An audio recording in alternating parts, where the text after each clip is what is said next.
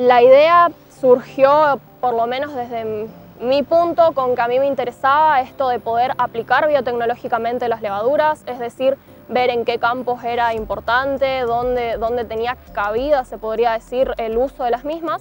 Y lo charlamos con quien fue mi director, que es Pablo Martina, sobre qué se podía trabajar, qué fruta se podía utilizar. Y en este caso habíamos considerado otras frutas, aparte de la carambola, que eran frutas exóticas o poco conocidas. Y finalmente, teniendo en cuenta que se podía cultivar en la provincia dicha fruta y que la misma no tenía dificultades para crecer, terminamos eligiendo la carambola.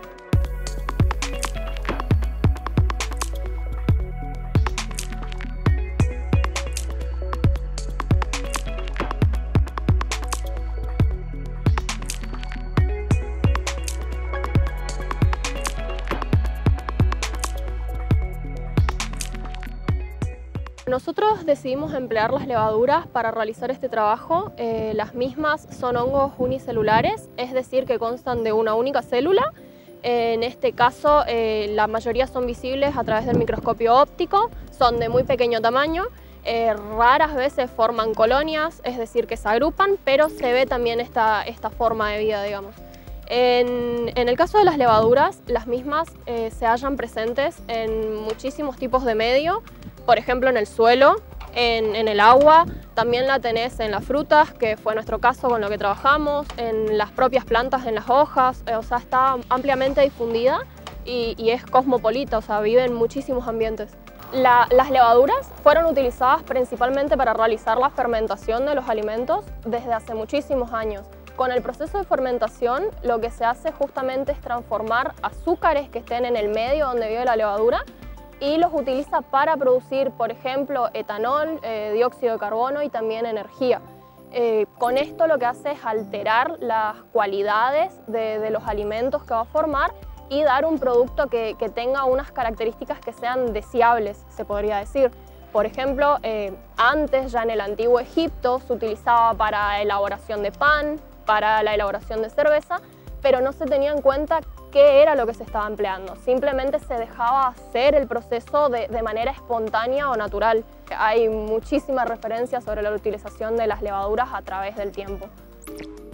Nosotros recolectamos las frutas de carambola en una localidad de Garuapé, las trajimos al laboratorio central.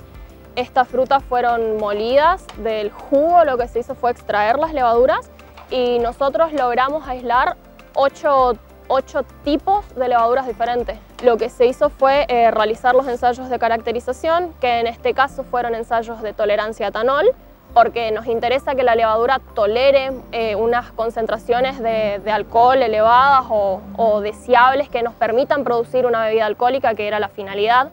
También vimos cómo fue la curva de crecimiento de estas levaduras, es decir, a qué velocidad se desarrollaban en el medio. Y además analizamos la capacidad de estas levaduras de consumir diferentes azúcares, la glucosa y también la sacarosa, que en este caso es el azúcar típica de mesa, la que se conoce comercialmente. Una vez que se aislaron las levaduras, las mismas tienen muchísimas aplicaciones. Por ejemplo, más allá de la elaboración de bebidas, actualmente es también empleada como probiótico, es empleada para elaborar diferentes alimentos, también actualmente la están planteando en la industria farmacéutica. Entonces abre un campo muy grande de investigación y de aplicación de las mismas. Nosotros en este caso lo que buscamos fue elaborar una bebida alcohólica con la fruta de carambola y usar las levaduras que estaban ya en la fruta por el hecho de que se presupone que las mismas podrían comportarse mejor en ese medio ya que provenían de ahí. El nombre correcto sería decir que es una bebida fermentada de carambola. En este proceso lo que se hizo fue que a un jugo de la fruta que se le adicionó azúcar, además se le inocularon las levaduras con las que se estaba trabajando, obviamente cada aislado por separado, y lo que se buscó ya con la caracterización previa que se había hecho de que tengan buena tolerancia a etanol, de que tengan buena cinética de crecimiento, es ver cómo se comportaban esas levaduras en el mosto de carambola, es decir, en el jugo de la fruta. Y durante este proceso la levadura va a ir consumiendo el azúcar que está presente y va a ir aumentando el grado alcohólico de la bebida. Obviamente, mientras mayor tiempo transcurra, más elevado va a ser el porcentaje de etanol. Por eso también es importante ver si las levaduras tienen buena tolerancia al etanol. En este caso, las bebidas que nosotros obtuvimos tuvieron un porcentaje bajo de etanol, pero también se corresponde con que el tiempo de fermentación fue corto. Nosotros ensayamos aproximadamente una semana de fermentación y el porcentaje de etanol fue de 1 a 2%, no mayor que eso. Y en las bebidas fermentadas comúnmente se alcanza un porcentaje de etanol de hasta 9%, 14%, así que es mucha la diferencia. Pero el tiempo de fermentación también es de casi un mes en ese caso.